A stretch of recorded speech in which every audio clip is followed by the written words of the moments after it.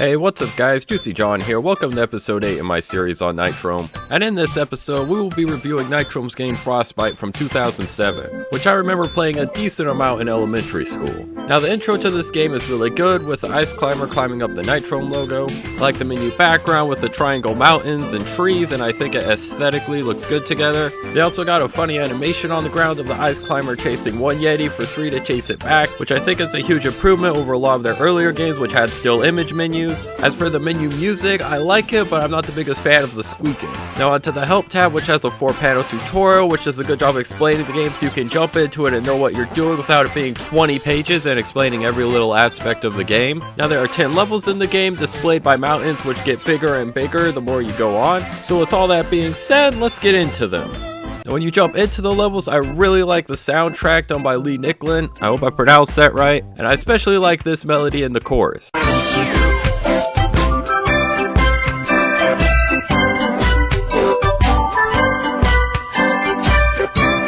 I don't know, it just reminds me of 4th grade and rushing through my homework so I could get on the computer and play Nitrome. And honestly, this song is pretty special, but on to the game itself. Now the main character of the game, the Eskimo, I believe was definitely based off Nintendo's Ice Climber. I mean, it even has the same looking blue coat. I think the movement and the jumping of the ice climber is smooth. Now the core mechanic of the gameplay is obviously the grapple hook, which works surprisingly well. You can use it to get up to platforms, to kill enemies, and also pick up the items. Now for the items, you have the words bonus and the ice cream cones and popsicles, which all help your score. You could also pick up hearts and extra lives on some levels. Now your health bar, you could take up to 4 hits in a level, and a heart will give you 1/4 of your bar back, and once the bar is depleted, you lose one of your 4 lives to the left. And to finish the level, you raise the flag on top of the mountain. And the scoring is based solely on what you collected and how many enemies you killed, and has nothing to do with how much time you took, which you can see reflected in the high score. Now the first 10 people glitched out the game, the score in the millions, but the actual high score is 52,600, so if you collected everything in the game without losing all 4 of your lives, you'll be able to get this score. Now on the level 2, where you jump up to these really close platforms and then you realize that you can't jump down, you're also introduced to these platforms which have the full outline of the bottom that you're not able to grapple through. There's also these restart flags which work as a checkpoint, so if you die you won't have to start all the way back at the beginning of the level. Another thing I like is these yellow signs here, and they have one for these crumbling bricks. All you have to do is look at the sign and you understand how they work. There's also these new purple enemies which you have to grapple once to turn them upside down, and then you jump on them to kill them. In level 3, after you climb up the beginning section, you're introduced to doors which will take you to level 3-2 and then 3-3, and they're used in other levels to divide up the sections. And in 3-2, you're introduced to these spike balls which you can't move, and also these moving platforms which I'll just call ski lifts because I don't know what they're called. There's also icicles which fall down after you walk under them. And I think that this is really the first level where you get a good feel for climbing around with the grappling hook as well as avoiding enemies and obstacles. Now level 4 was the first level in the game that was challenging to me, and in this level you're introduced to grappling blocks which take a while to get used to. I think the most challenging part of this is that you have to hit these grappling bricks exactly with the end of your hook in midair.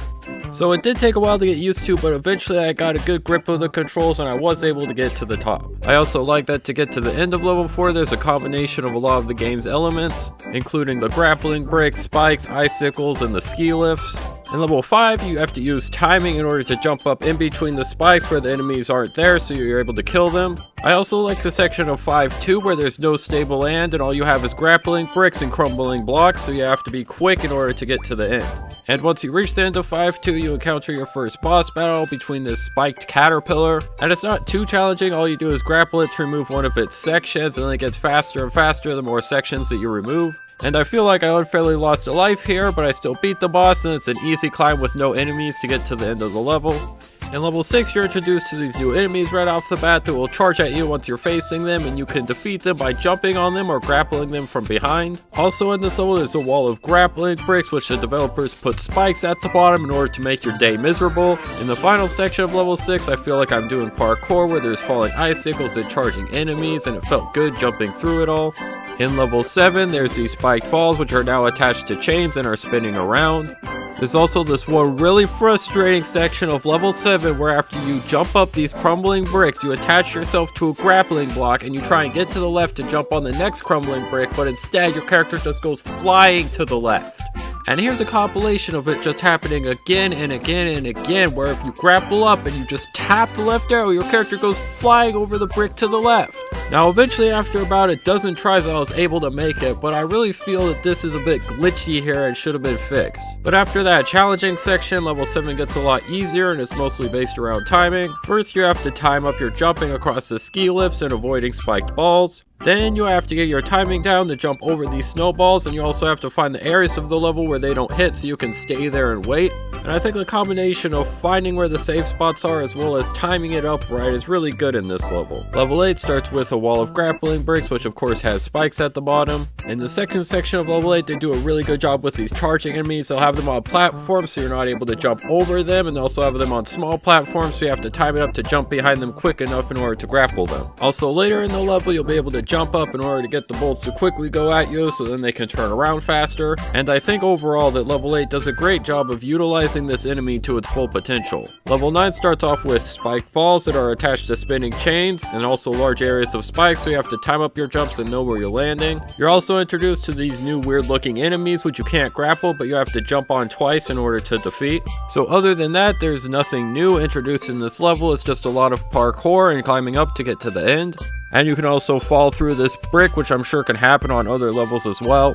So yeah, the hitbox isn't 100% perfect in this game, but other than that, it's a pretty fun and solid level. And on to the final level of the game, which has the best title of any level, Mount Everest. Now this level really has a bit of almost everything that you encountered throughout the first 9 levels of the game. In the first section, you avoid spikes and face the 4 types of enemies in the game.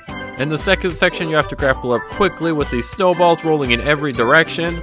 And I'd say the third section is really about parkour, jumping from platform to platform and getting on ski lifts and using the grappling bricks. And after all that, you encounter the second and final boss battle in the game. In order to defeat this boss, you have to grapple its eye out and jump on it while avoiding icicles. So this boss, like the previous boss, wasn't too hard to defeat, and also after I defeated it, I lost a life walking through where I finished it off. So once again, like the previous boss, it is a bit glitchy.